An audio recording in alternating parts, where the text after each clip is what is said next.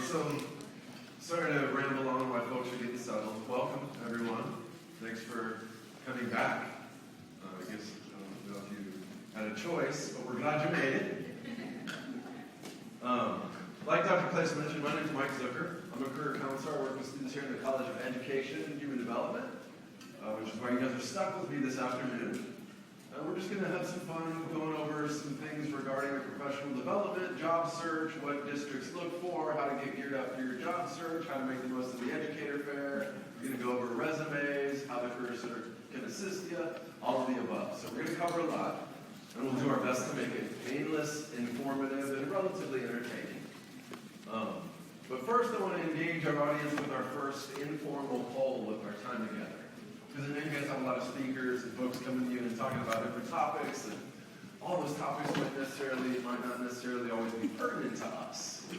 So I want to get started by reinforcing how the topics we're going to discuss today are pertinent for most folks in the room, and I'd like to illustrate by conducting our first informal poll with our time together.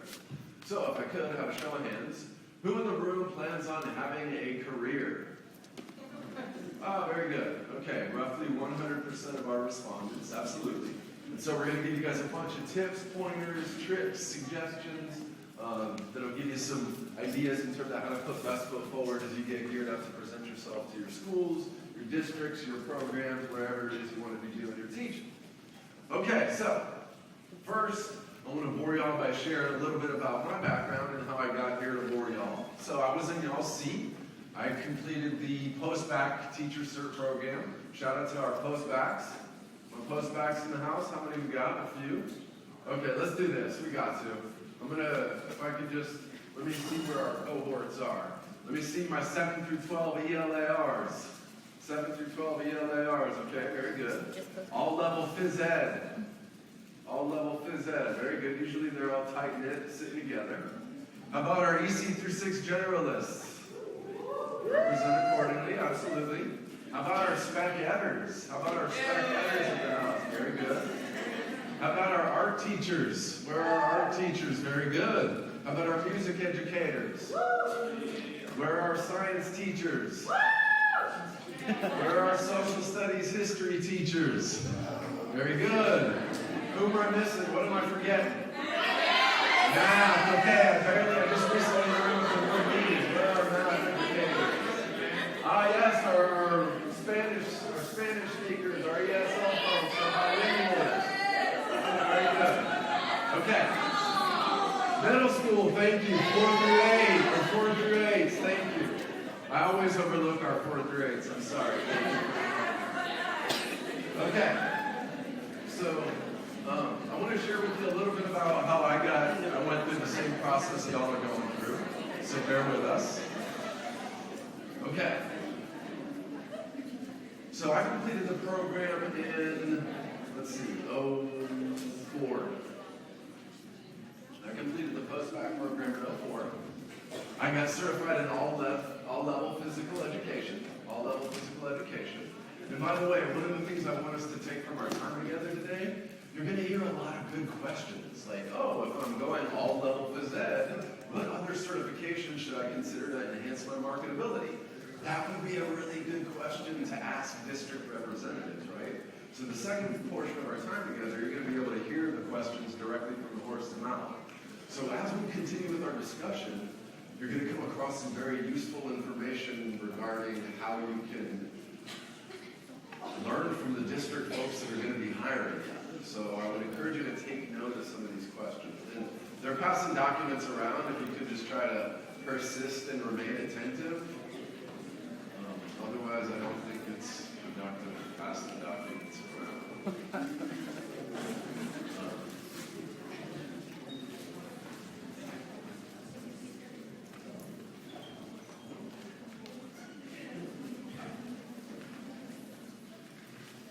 Okay. So what you have coming around is a sample resume, registration instructions regarding how to get logged onto our website where our jobs are housed, and a FERPA document that we're going to go over here in a few minutes. Okay.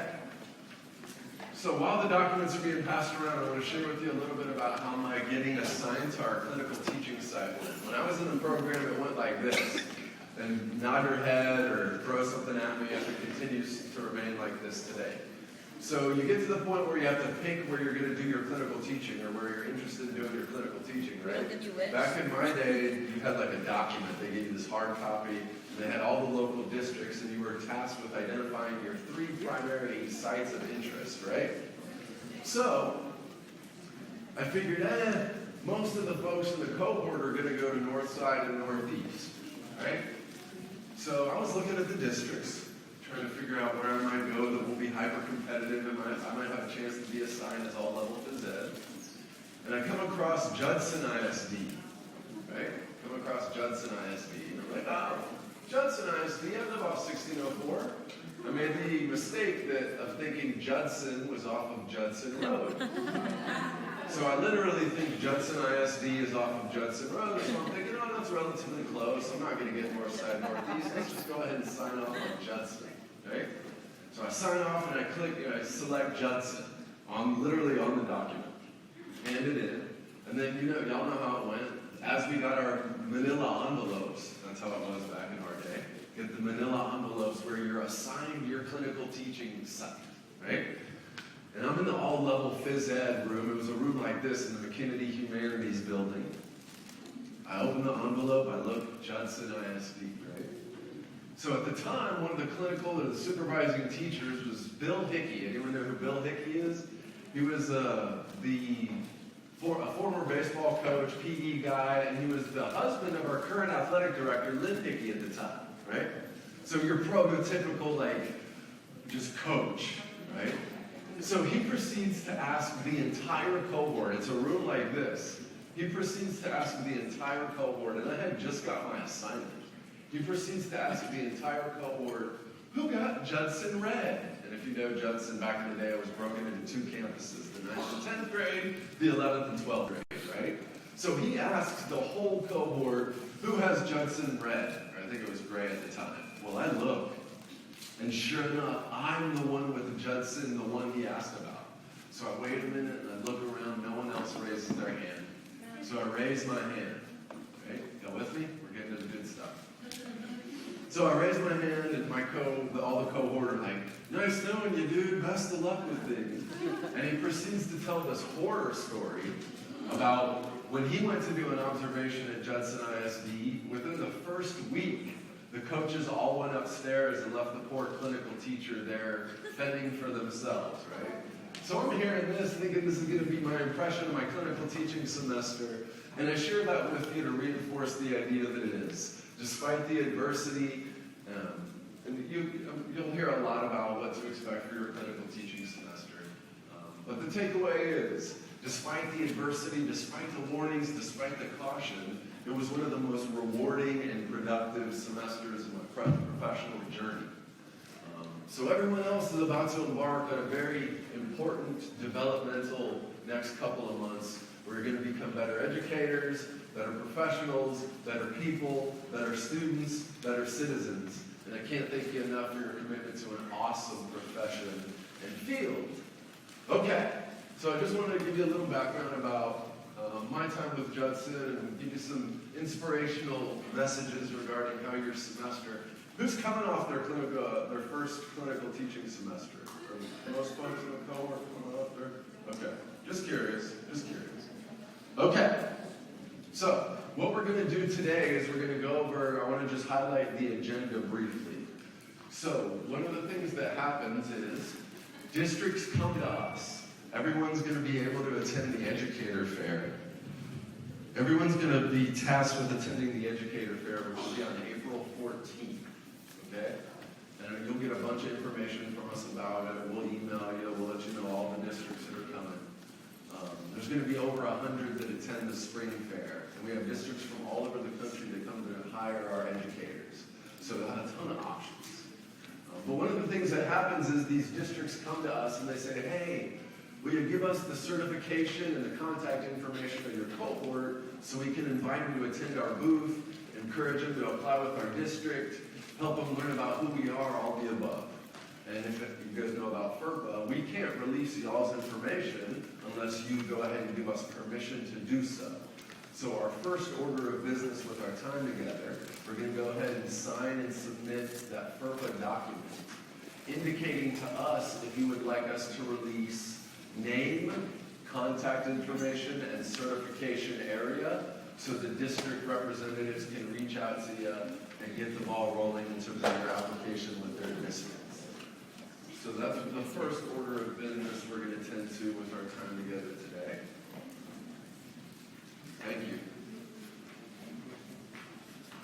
Okay. So, does everyone have two documents? It looks like everyone just has one document.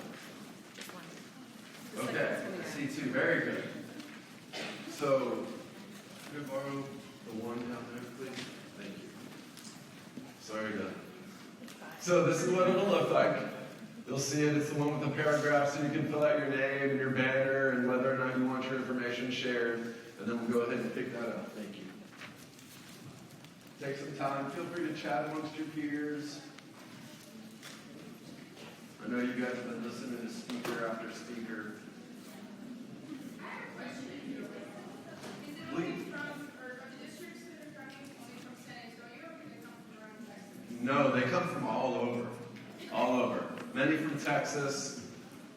And I know you just wanted, but we get Round Rock, we get Beeville, we get HISD, we get Dallas ISD, we get Fort Bend, we get, all over the state. And then we get a lot of districts from out of state who want to hire you guys.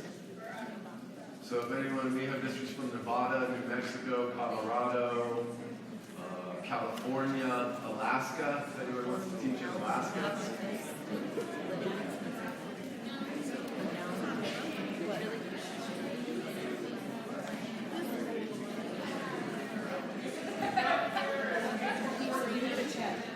Yes.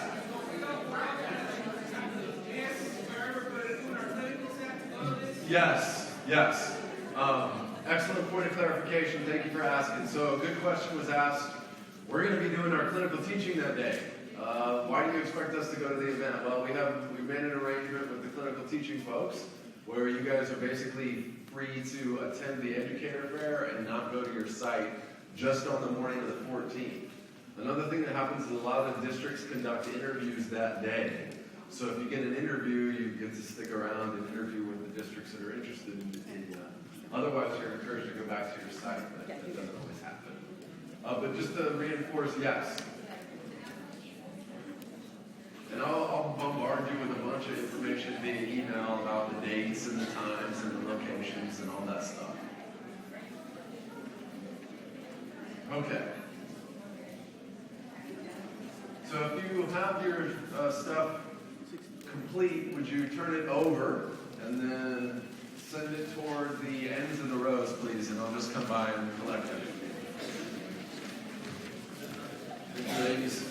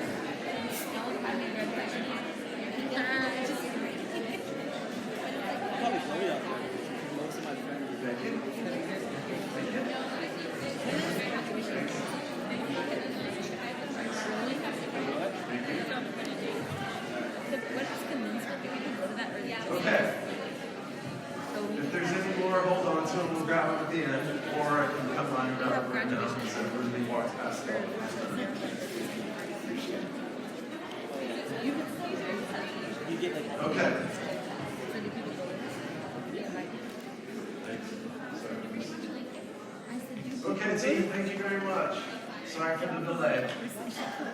Okay.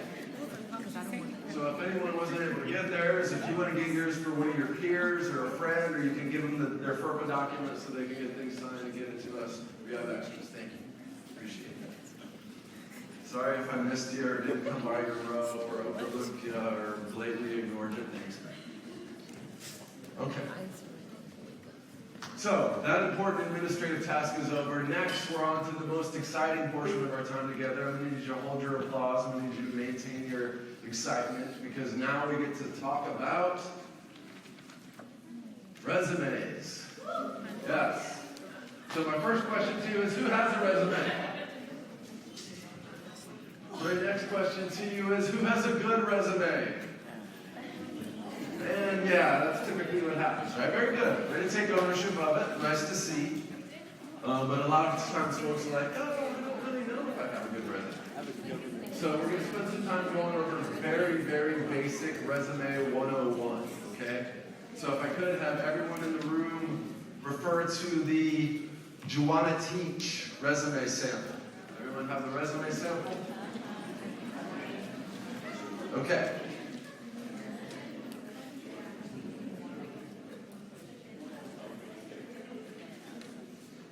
Okay. So, wait for the projector to warm up. Okay, so we're going to go over resume writing basics. So everyone obviously is going to need to have the resume as a component of the application process, so it's an evil necessity, right? We all have to have one, right? Now, as educators, what do you think the most important thing your district representatives or your principals are going to be looking for as you get geared up to submit your documentation? Certifications, absolutely, right? So one of the things we're going to go over with our time together, the slide that you see here just goes over some ways the Career Center can assist you as you embark on the job search and transition out of school. Okay. So the next slide is going to go over, and we're all adults here, I'm not going to read slides, but the next slide is going to go over kind of what just the general components of a good application consist of, right? And you guys, based on your portfolio assignment that you have to do and submit, a lot of these things are going to be kind of already tended to. So you're already going to be able to execute some of the legwork to have some of the stuff in place. Like instead of cover letter, you're going to write your teaching philosophy, right? And so the dots are going to connect. Eventually, we're just going to better aim why you want to teach with a given district or in a given setting. Interest goes a long way, team, in terms of all the places you can consider doing your teaching. The districts are going to want to know why us. What about us appeals to you? What about us makes our district well suited for you? It even extends down to the campus level, right? So these are good questions to ask our district representatives, which you'll be able to do in our second portion of our time together today. So ideally, this is typically what most of the kind of general components of the application will consist of. And so another nice thing about having the portfolio and doing what we all are doing is the recommendation letters are pretty much going to be your evaluations from your CTs and STs, right? And those are pretty important components of a good application process as well. So for a lot of us, we already have this stuff in the works, already have the logs in the fire. What I want to talk about today is just what constitutes a good resume. So we're going to spend some time going over the basic resume sample that I've shared with you. We're going to just start at the top and work our way down the document. So if I could, have you refer to the resume sample. Okay, so what do you think the most common resume writing mistake is? If you were to hop on Google right now and be like, most common resume writing mistake, what do you think is going to be at the top of the list? Okay, good guess. Too long. Font, too long. Too busy. Too busy. Capitalization. Proofreading. No processing. Editing. All good guesses, all good guesses. So a lot of typos in grammar, right? A lot of typos in grammar. You guys want to hear the worst typo I've seen in my going on 15 years of doing this? Yes. Thank you. So, worst typo I've seen in my 15 years of doing this. I used to work with our liberal arts students, and one of our liberal arts degrees is communication. And one of our concentrations within communications, forgive us for those that have heard this before, one of our concentrations with our communication degrees is public relations. And so we had one of our students, this is back when we used to have rowdy jobs, and one of our students had on their resume, Bachelor of Arts in Communication, concentration, public relations. And the L in the word public was missing. So yes, clearly the worst typo I've seen in my time doing this, right? So getting back to the number one most common resume writing mistake: typos, grammar, editing errors. One thing I want to do is encourage you to have eyes look at your draft. We'd be more than happy to look at anything you're going to submit. Feel free to shoot us an email throughout your semester. We'd be more than happy to take a look at any documentation we make you're about to present. Another one is a student try to have affiliations, because it's nice to demonstrate like we're engaged in what we claim to be interested in, right? So they tried to have affiliations, and it was a blue squiggly and not a red squiggly, and it said afflictions. Steer clear of highlighting your ailments for employers. Okay, so typo. The second most common resume writing mistake, what do you think it is? Information not relevant to what we're applying for, right? Information not relevant to what we're applying for.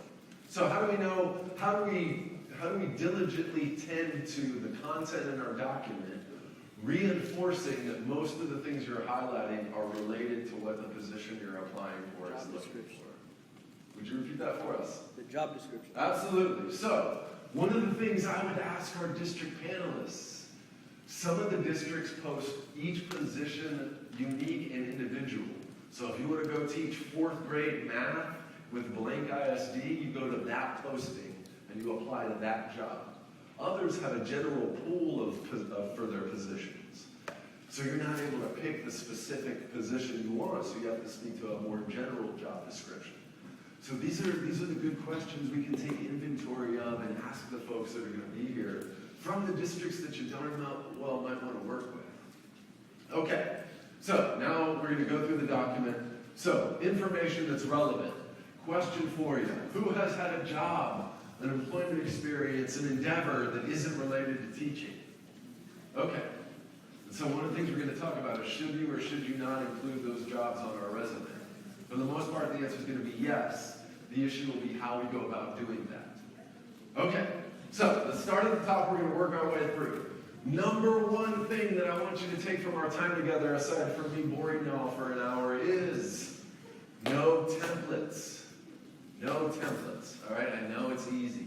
Just cruise on a Microsoft Word, right? Click on resumes. There's literally like 1,000 templates. Just click on one, just start dumping your information in. It's so easy, so convenient.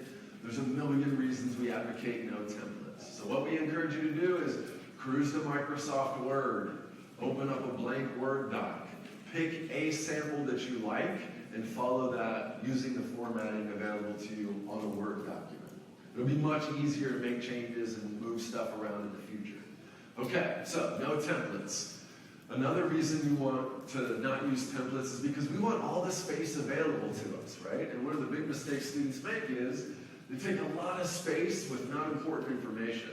So you'll stack your contact info, and it'll take 4 or 5 lines, and all you're trying to do is get through your name. Ideally, that should take up 2 lines at the top of the document, which is why you see the format you see there. Oh, you guys want to see the worst email address I've seen in my time doing this?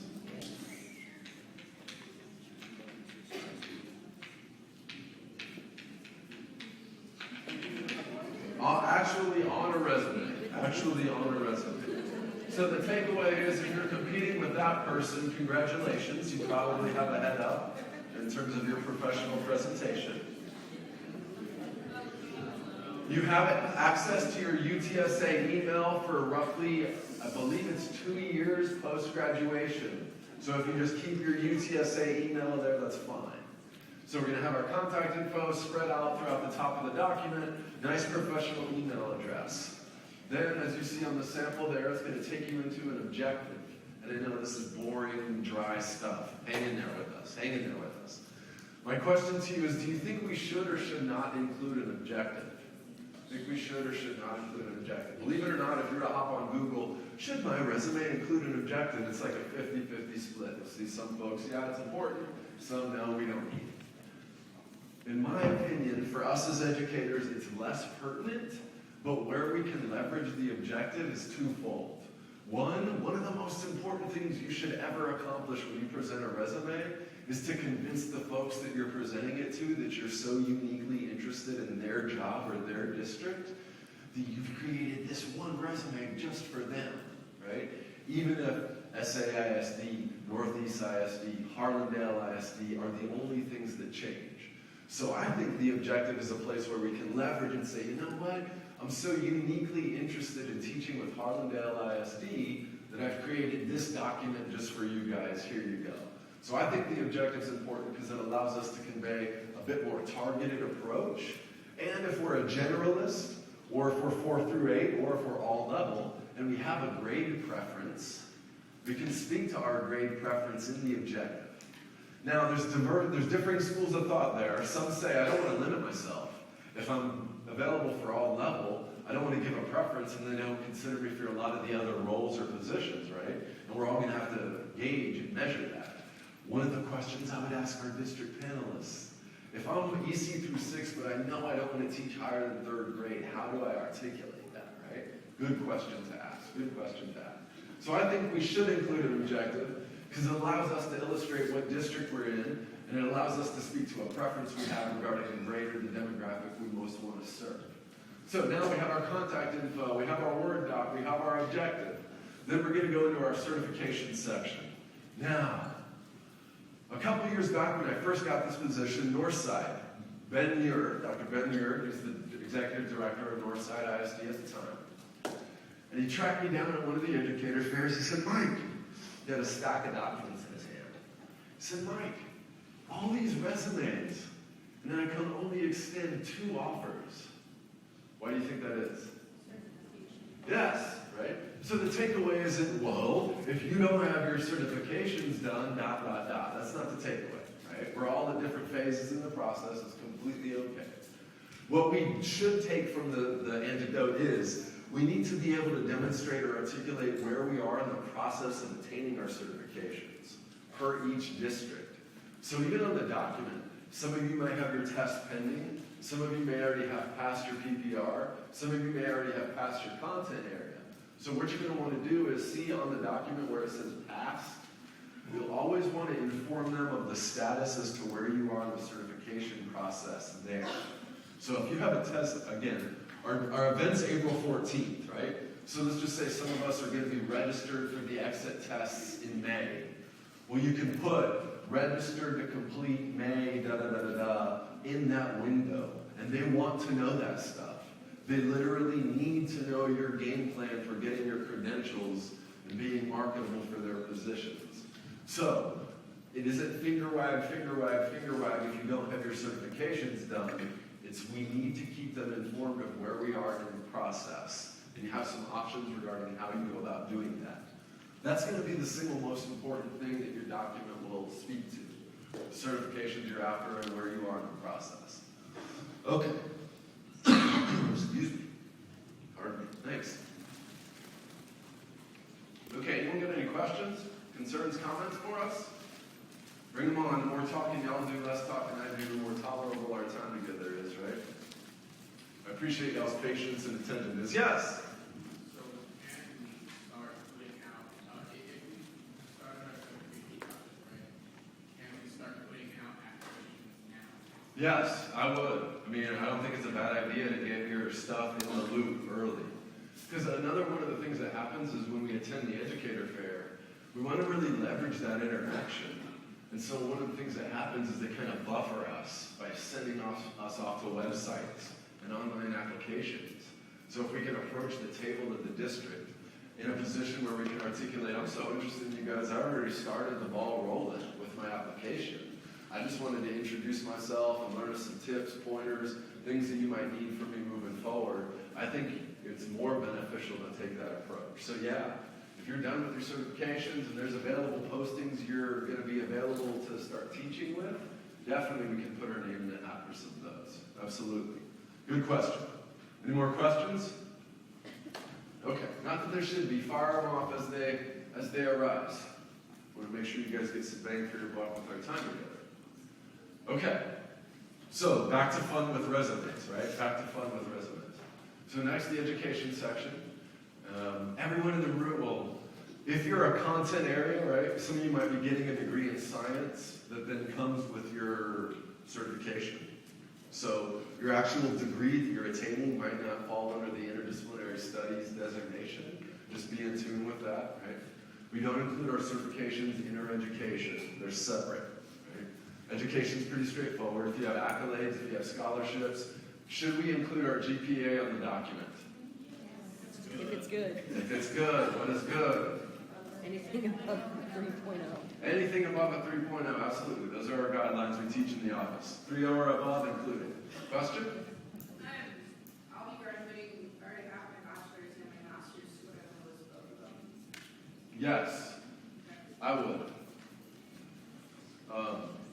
Taking into consideration how relevant the graduate degree is in relation to your content area stuff. But yeah, for the most part, I would. Especially compensation would go up with a graduate degree, so that'll help. Good question. Yes? So high school is irrelevant. Yes. We have the question, high school is irrelevant. Yes, ideally. However, and this trickles down to the notion of relevance, right?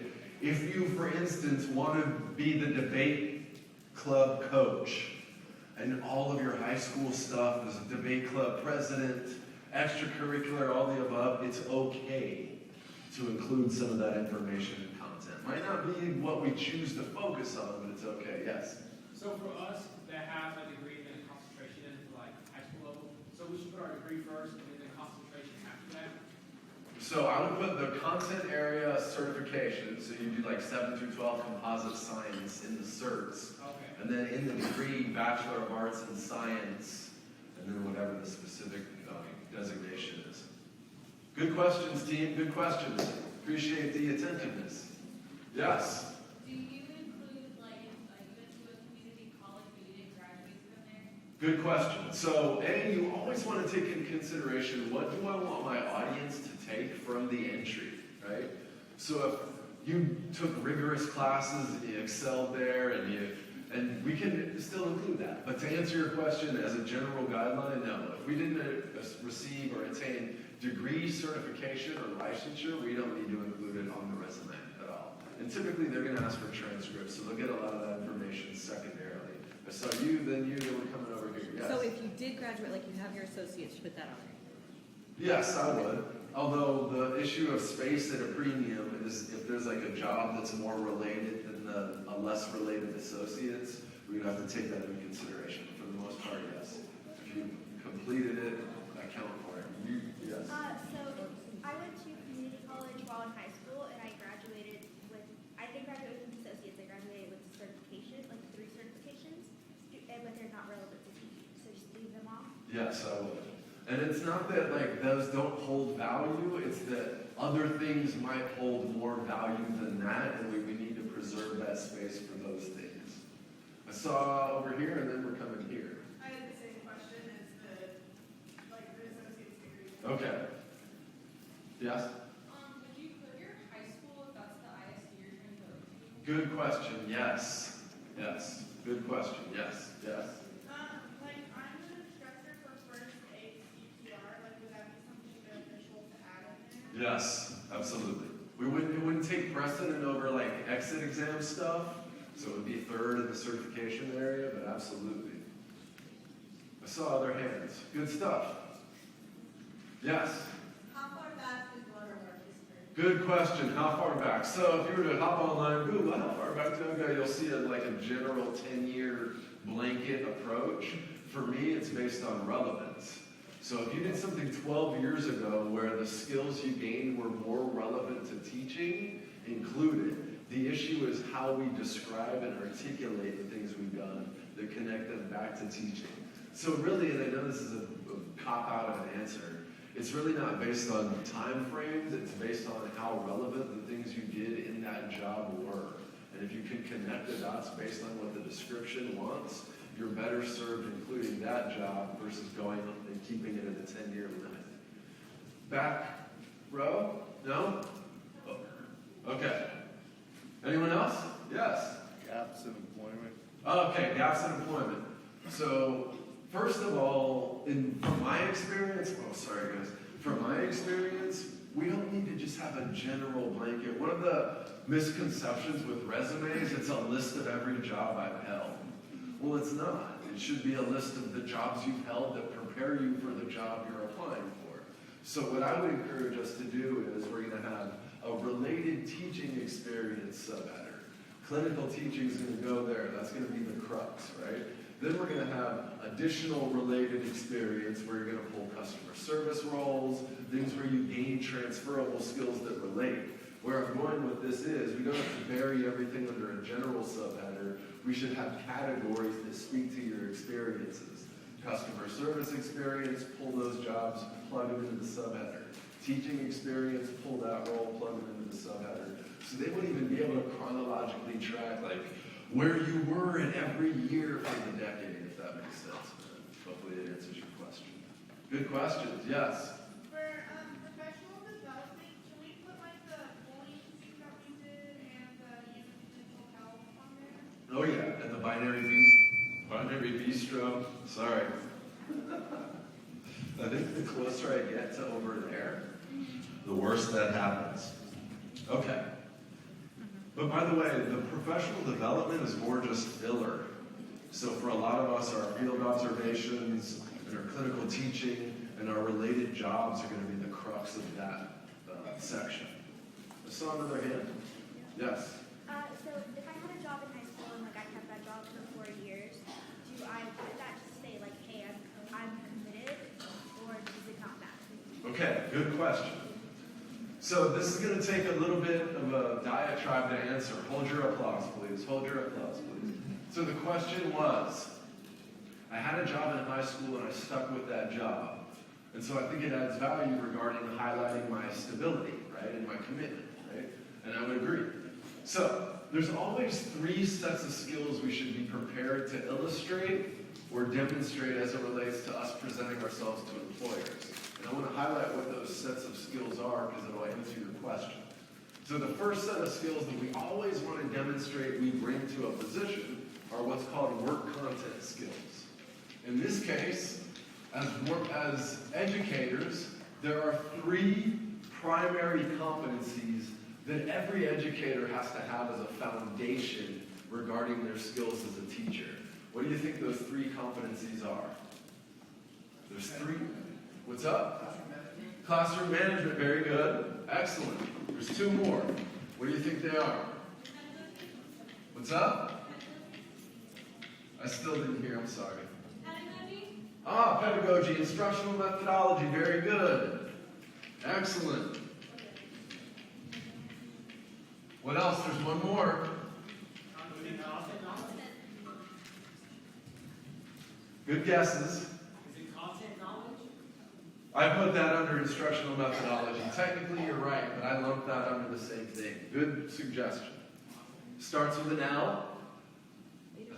Has a P. It's 2 words. We all have to do it. Lesson planning, right? Now, some of you might think there's other competencies that are more direct, like fundamentals. So where I'm going with this is, everyone's resume will demonstrate their experience with these competencies. Why? Because that's the basis of teaching. And we're all going to have teaching experience in the form of what? Field service. Our clinical teaching semester, right? So everyone in the room is going to have a nice teaching experience section, and they're going to have bullet points that speak to all of these competencies. And believe it or not, this is getting back to your question about should I highlight my stable employment history, right? So the second set of skills, now let me ask this question again. Who in the room is concerned that the jobs they've held aren't related to education? Okay, typically when I ask this question for college students, most folks raise their hand, right? Because it's like, those aren't the jobs that are available to us. Retail, food service, call center, those are the jobs that are available to us, right? So the second set of skills team, and you've heard this language before, transferable skills.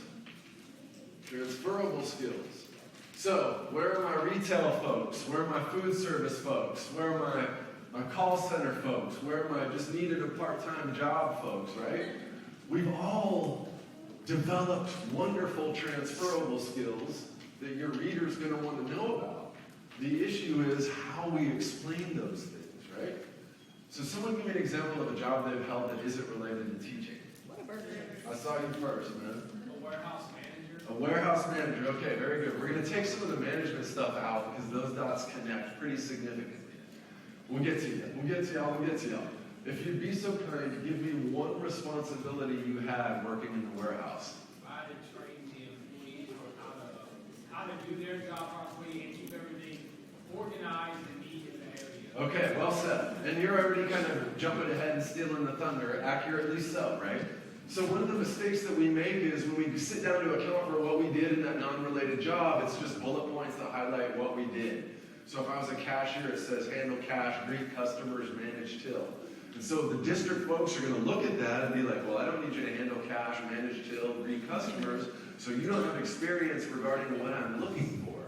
But just like the gentleman highlighted, if you take time to identify and extract the skills that you gained from those non-related roles, organization, performance evaluation, providing critical feedback, and those things relate directly to teaching, you have bullet points that reinforce how you gain a ton of transferable skills that you'll take right with you into the classroom, right?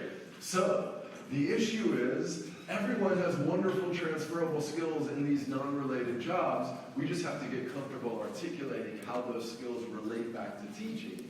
And it's easy. Communication, collaboration, organization, attention to detail.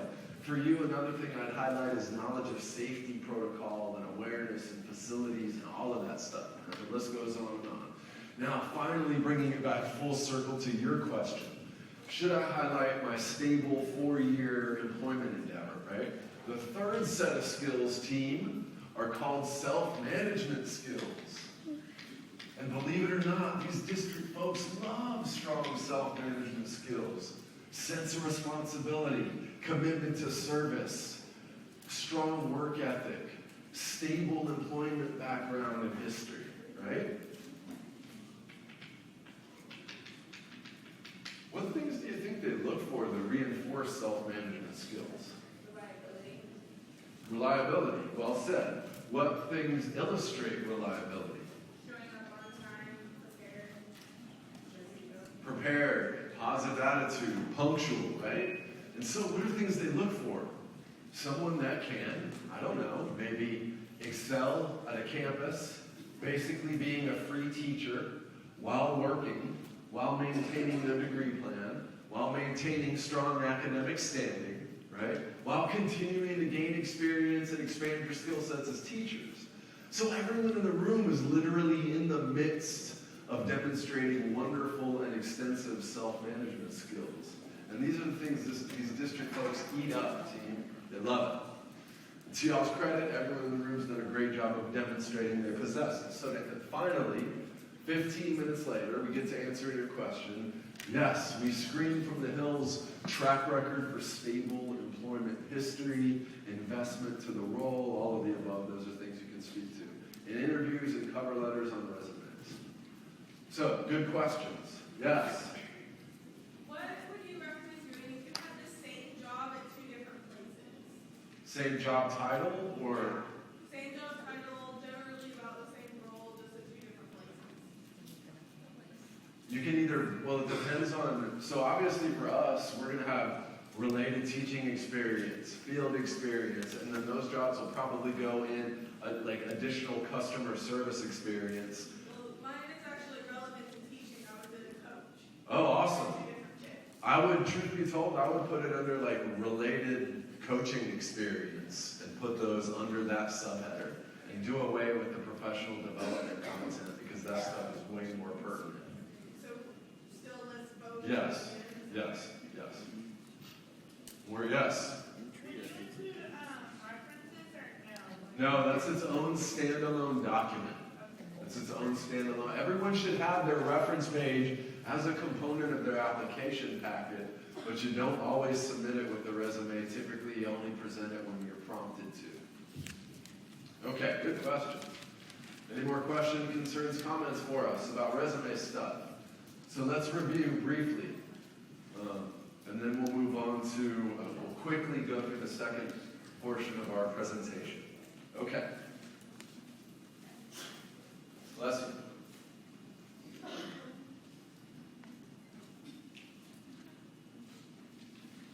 What do we think?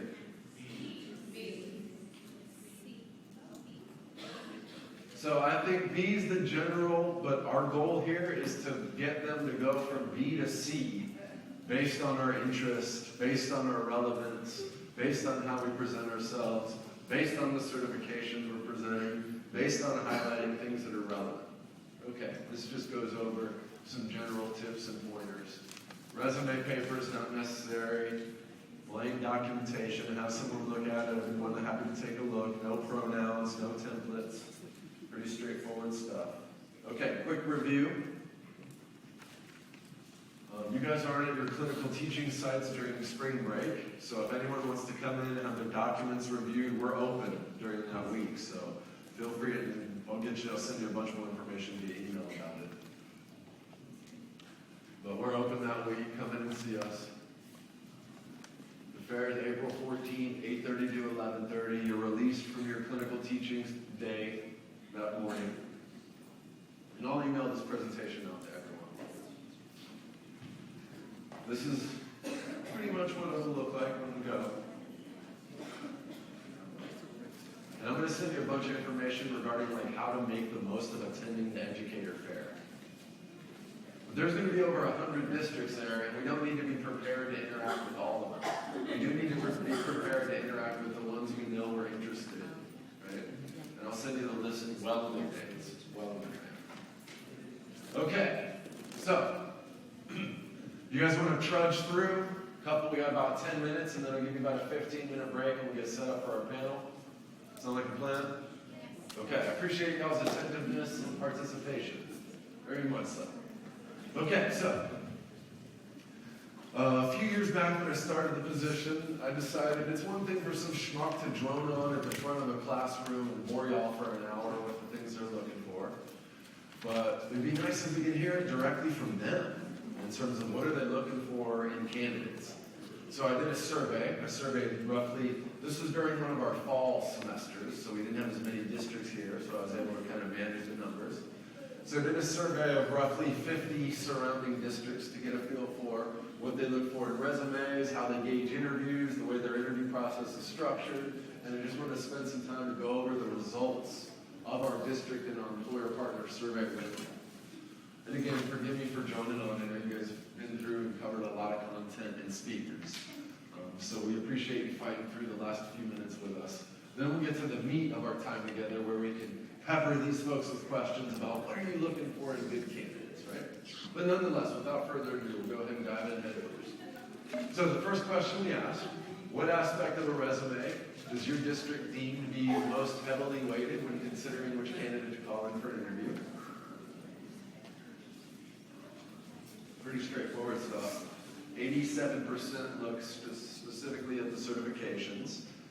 And then I was surprised by the fact that 37% would even gauge or tend to those self-management skills that we talked about. Self-management skills that we talked about. So let me ask you this. And I'm kind of ad-libbing with this question, so bear with us. What type of personal characteristics do you think they look for in teachers? I know that's a weird question. Enthusiasm. I saw your hand, yes. Yeah. I'm sorry? Okay. Conflict resolution, very good. Able to mediate conflict, absolutely, yes. What's up? Professionalism, okay, very good, yes. Okay, collaboration skills, getting back to some of our transferable and our soft skills. Yes. Yeah. Self-motivated. Okay, very good. I like all great answers, yes. Confidence. Okay. Yes. Enthusiasm. Enthusiasm. Yes. Characteristic of working well with others, or teamwork in general. Okay, be a good collaborator, get along with folks, communicate well, absolutely, yes. Mental health. Okay, very good. I like that answer. I like that answer. Yes. Punctuality, okay. And sorry for like droning up. There's just one thing I'm looking for. Primary personal characteristic we think they might be most Appearance. interested in. Good guess. Okay, very good. We will hear a ton of that. By the way, that's one of the things you want to provide an example of in your interviews. A lesson plan went terrible. How'd you adjust? How'd you respond? How'd you implement the mistakes? Or how'd you rectify the mistakes you made? And that's going to be one of the things we get to learn and literally swim in during our clinical teaching semester, right? Where I'm going with my terribly misleading / weird / random question is a dedication and commitment for service to others, right? For a lot of us, that's primarily what's kind of steering us in the direction of this profession or our career trajectory, right? And so everyone in the room can easily speak to those things. Okay. Good, all excellent feedback, good responses, all the above. Okay. What component of the application / hiring process is most important when deciding on a new hire? So recommendations from CT, ST, there's your general references we talked about, resumes looked at, certifications are important, but how you interview. So, wouldn't it be cool, if, just another weird example, so bear with me. Wouldn't it be cool if you knew where you were headed with your career trajectory, right? Would be a teacher. And then you know, going into an experience, how you can extract the most value from your clinical teaching semester. That's really nice. So we know when we're in the throes of our clinical teaching semester, these are our antennas. So we know what we can be sensitive to regarding examples and things we take on that become good interview responses or good examples we can highlight. You will get a question about, tell us about your interactions with a difficult student and how that went. You will get a question about, tell us about a time you were executing a lesson and it didn't go well. How did you adjust and adapt? You will get a question regarding something along the lines of, how did you deal with conflict or difference in approach between your supervising teacher and what you thought would be best for a lesson? You'll get all those questions. So it'd be nice if we knew going into the experience what we should be hypersensitive and attentive to, because those become logs in the fire of our experience that we really can highlight, right?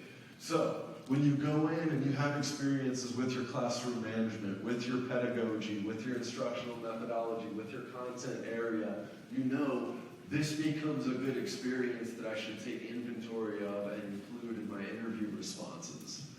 I think that's very valuable going into our clinical teaching semester is we know the things they're going to be assessing you on. So you can literally have your finger on the pulse of those experiences to extract the most value from the inevitable torture that awaits all of us. I say that in jest. It's going to be tremendously a catalyst for your growth. But it's going to be tough. It's going to be tough. It's going to go like that. Whoa, who put that there? Okay. Where are we? What competency ranks the highest as it relates to what you look for in new hires? There's your content instruction, instructional methodologies, your classroom management skills, and wasn't a heavy emphasis on lesson planning, and your TEKS implementation. Those two things came in pretty. Okay. Well, I wanted to get a feel for how different districts and schools structure their interview process. So what I thought was interesting is 22% of the districts, when you submit your documentation, human eyes won't even see them before they go to human eyes, which is another reason you need to aim to the job description, because it'll be geared on filtering out based on those keywords. Okay, 37% have screening interviews with HR before they move you to the campus or the principal level. 47% had you directly go from HR, yes, we'll interview you, show up at this campus, interview with this principal, and that's how they go about conducting their screening. Good questions to ask of the districts you might be most interested in working for or being a part of. Okay. What can a student do to best stand out via the interview process? 65% can be a strong passion and enthusiasm for the field of teaching. What are some things that you can demonstrate to a district that reinforces you have a passion for and enthusiasm for teaching? Not all of us are this guy, man. Like, hey, yay, enthusiasm, and manifests itself differently, right? So what are some ways we can demonstrate we're enthused? Yes? Just demonstrating like a knowledge of the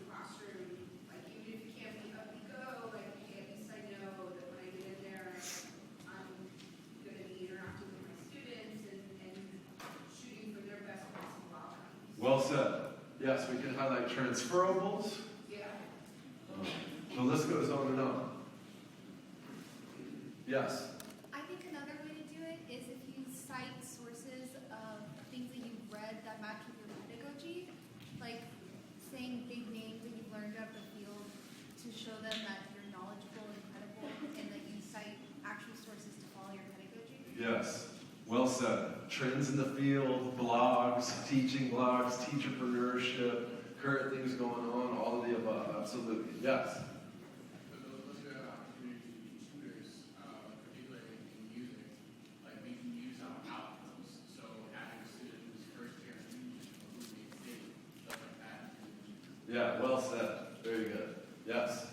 Kind of almost connecting to what she's saying of backing up your pedagogical philosophy with sources and names, but also researching the school district and the school itself that you're looking into and the way they implement educational philosophy, and asking them questions saying, do you guys do this? I'm interested in that, and I would like to work with some sort of teaching methodology in that way. Yes, I could have said that absolutely. That's literally ideal. But to me, the thing that governs all of that is our commitment to making a difference with our kiddos. You know what I mean? That's the impetus behind taking time to learn that stuff and being well informed and knowing about resources.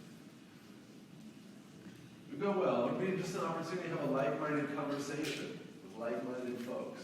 Okay, most common resume writing mistakes: typos, grammar, no professional focus, formatting, poor job of accounting for results and outcomes. Okay, I go through this slide to reinforce one idea. When we go to the Educator Fair on the 14th, and I get it, everyone has, it's a two-way street. You're evaluating districts and campuses to work at the same way they're evaluating candidates, right? But what happens is they go to Northside, Northeast, Alamo Heights, and the same 4 or 5 big dog districts every time. And we go through this slide to reinforce the idea for some of us, getting our experience in a smaller, different setting would be the catalyst for us being marketable and more competitive for the bigger districts. So we go over this slide to reinforce the idea that is be open to those conversations with districts that are at the top of your list as you head to the Educator Fair. You'll find a lot of those conversations to be productive. Okay, team. With that, we have about a 15-minute break. And so stretch it out, get some water, walk around, we're going to get our panelists set up, and then we're going to embark on the second phase of our time together. I appreciate y'all's attentiveness and participation.